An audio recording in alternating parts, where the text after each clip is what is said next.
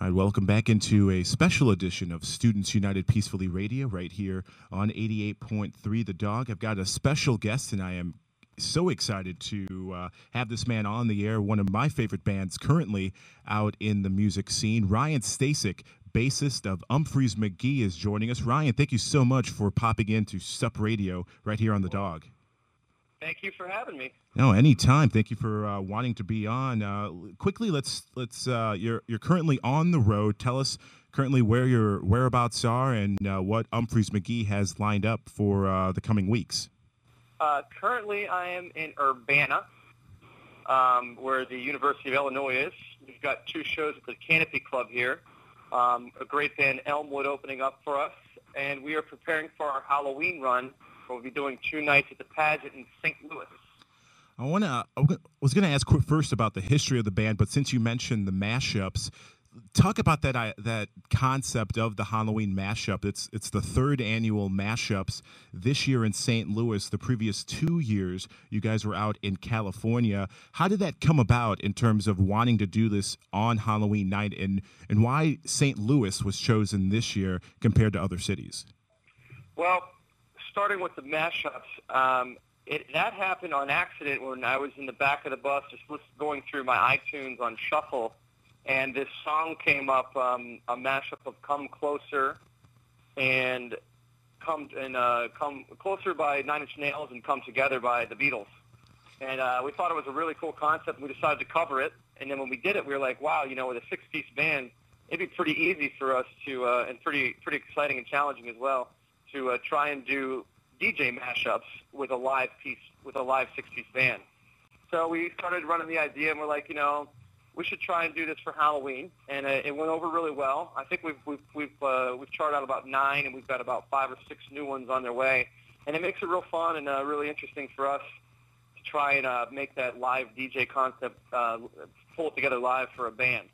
So we got some new fun ones, exciting ones that'll be a good treat for those attending on Halloween. One of my favorite mashups you guys have done is Land of Wappy, mixing Wappy Sprayberry with Land of Confusion, as well as, I believe it's Seek and Destroy by Metallica. Yeah. When you guys think of mashup ideas, how does it come about in terms of wanting to fit the right portions of your song into right fits with other pieces of music? Basically, that's just us sitting around on the bus, sitting around backstage, and what we try to do is we want to use songs that people really relate to, that people know, and we try to not do too many obscure ones. Sometimes we try to use our own songs, but really what we do is we listen to tunes, and we listen to them back to back, and we see if the tempos and if the keys are if they're mashable. A lot of times when things are in major keys and you have another song in minor, you tend to run into some problems there. So you'll be listening to a lot of tunes, and somebody's like, oh, man, this is basically the same chord progression. It's the same stuff. That makes it kind of easy, and it makes it a lot of fun because all 6 of us listen to a lot of different types of stuff, ranging from classic rock to alt rock to Americana to dub and reggae. So you really get to run the gamut. The first 2 years they were out in California, this year in St. Louis, was it just based on tour schedule that the Halloween show happened to fall in these particular cities, or did you have the idea on, all right, this year let's try to integrate it here in the Midwest? How did that idea come about? A lot of it has to do with booking. We do a lot of our booking way ahead of time, and we happen to be in the Midwest. We definitely wanted to come home. We're not really playing any Chicago shows, which is home for us, except for New Year's. We did a festival, but a festival was just a 90-minute set. So we thought it'd be great to let the Midwest family be a little closer to attend a special holiday event, and especially something where we do different types of music and a different type of show. Everybody's dressing up, and we make our costumes mashups as well, and that really causes a lot of creativity through our fans to come out and see what they come up with some great costume mashup ideas. So it's a big party, and it's fun to do a party back in our home area. With the history of Umphreys Mcgee, you guys were founded in South Bend, Indiana, at Notre Dame University. Was this your 13th year as a group? Talk about the evolution of Umphreys Mcgee from the starting point in South Bend, Indiana, to your current home base of Chicago. Yeah, I can give you the short version. We started at Notre Dame as a mainly a cover band because we didn't have too many originals. We did a lot of improvising back then too, playing for beer money basically, just to go to the bars and play for our friends. Then we decided that school was done and nobody wanted to get a real job, so we moved to Chicago. Our drummer left, and we got a new drummer in 2003, and that's our current lineup, along with our lead guitarist Jake and our percussionist Andy. And we've been in the same group traveling around since 2003. And it's what we love to do. We feel very blessed. We feel very honored to have such loyal and great fans that we get to go out and take risks by doing a lot of improvisation and a lot of who knows what's going to happen. We're not the type of band that goes out and plays their record from track 1 to track 10 and plays the same show every night. So for sanity, I think for our fans and for ourselves, the evolution has gone all right. We'll see where it leads to next. Now, describe the music of Umphreys Mcgee. A lot of people who are unknowing about the scene would quickly categorize you as jam bands, especially with certain songs going to the 15 or 20-minute type. Geez, I can't think of the right word, but like 9 In and 9 Out, for example, like a Utopian Fur, it's like a 20-minute song, and people are quick to label you as a jam band. Some of the Umphreys fans consider you progressive rock or improvisational mixed with the progressive rock elements.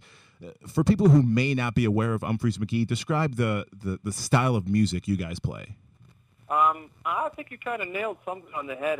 The word jam band is pretty vague.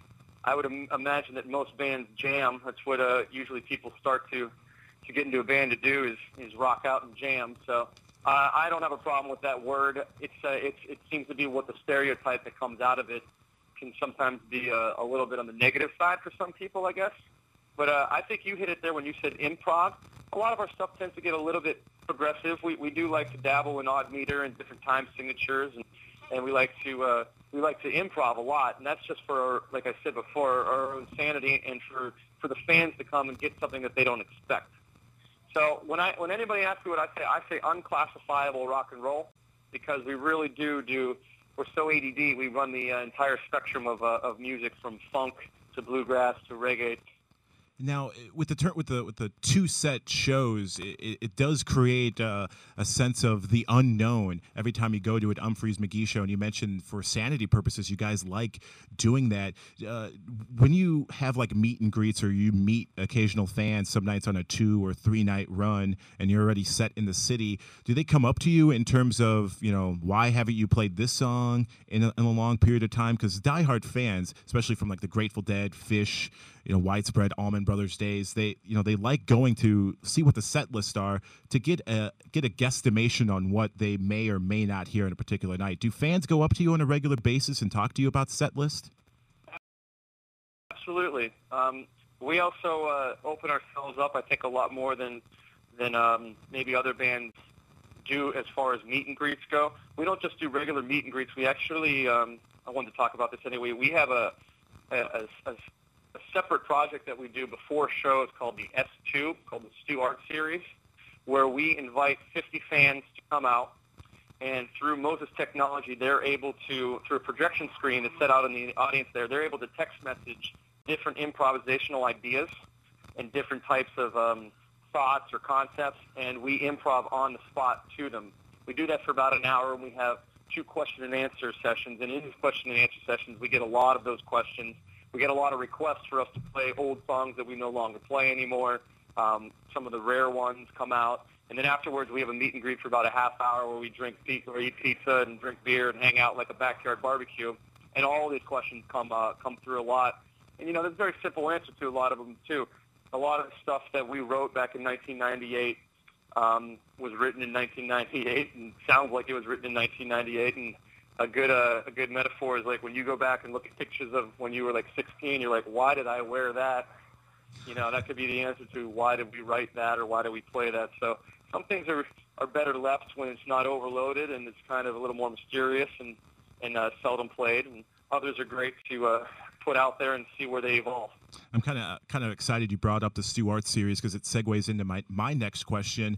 The way the music industry has been over the last, I'd say, decade or so, it's not the same in terms of relying solely on album sales to generate money. With a band like yourselves, you guys do play over 120 shows year in and year out. You come up with great ideas. I was going to say unorthodox, but I don't think that's the right word. You've come up with unique and great ideas over the last few years, I should say, including S2. You guys done Bowl.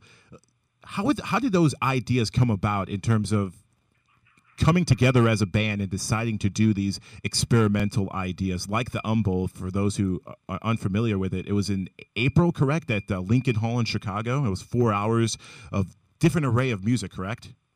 Correct. Yeah, it was 2 different sets, one acoustic, one electric, where the audience actually picked the set list. One was an S2 where everything was text messaging and we improv'd on the spot, and a last one was a multiple choice through where we'd be playing a song and then 3 choices, A, B, and C, would come on what we were going to do next. It was called Choose Your Own Adventure. Now that was part 4, and then obviously we did an overtime encore. So a full night of music.